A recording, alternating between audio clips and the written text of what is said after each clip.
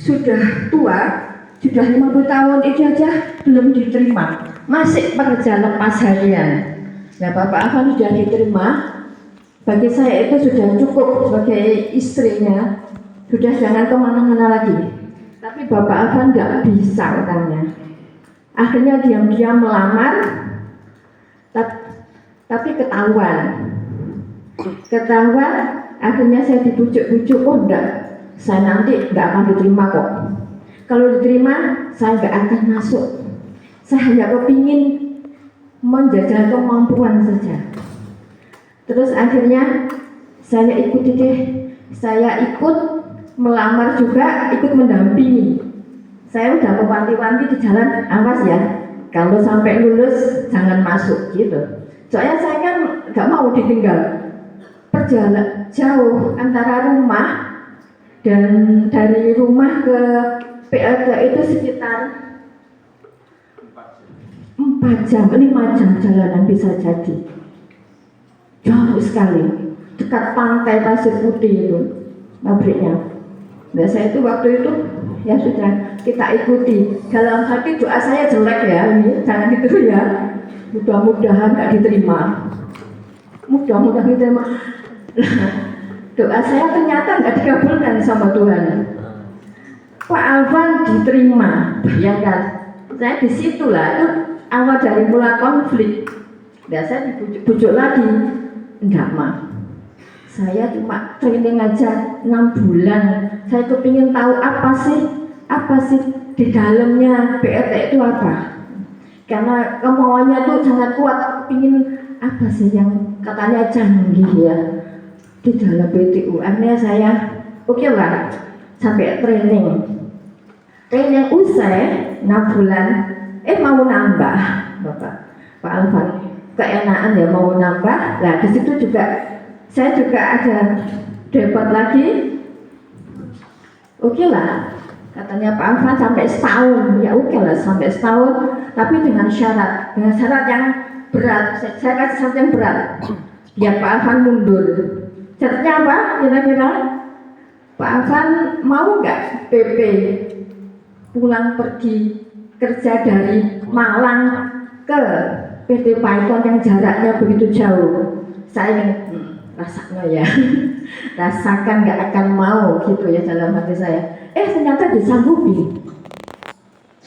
Saya kan bingung lah, kok disanggupi? PP itu kan jauh sekali.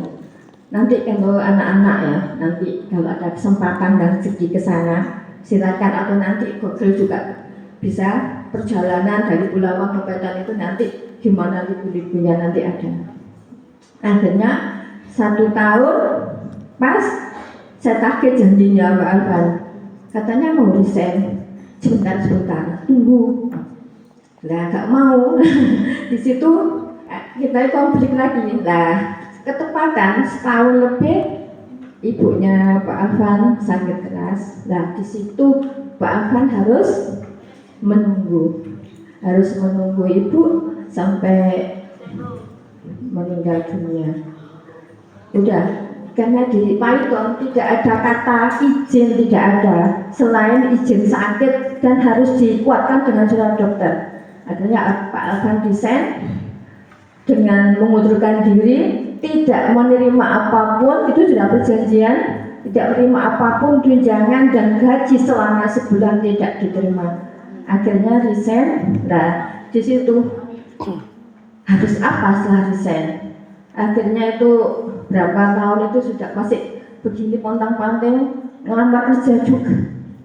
Akhirnya ketemulah jadi tukang servis di rumah kecil-kecilan dengan gaji yang tersisa dari Python tadi.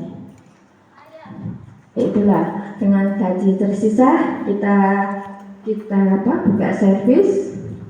Waktu itu masih CV ya, kita bikin CV, belum PT. Setelah berapa tahun servis belum ada perkembangan dan akhirnya kita jual rumah. Kita akan pindah di dekat jalan raya biar dia terakses lebih mudah dengan customer atau dari orang-orang yang melihat. ada papan ya. Kalau di sebelumnya itu rumahnya agak ke dalam. Dan akhirnya setelah proses itu di dalam jalan akhirnya berkembang. Pertama kali kita dapat proyek pertama kali besar bagi saya itu dari Papua, dari Kaimana, yaitu proyek solar cell. Itu pertama kali kita berusaha atau punya PT dan punya customer atau order yang paling besar itu adalah di Kaimana. Dan puji Tuhan, alhamdulillah, akhirnya dari situ kita menanjak terus, akhirnya kita kenal dengan dunia pendidikan dan sampai sekarang puji syukur, puji Tuhan, kita bisa ketemu dengan anak-anak yang hebat, ibu guru-guru yang hebat, dan semua hebat. Tepuk tangan untuk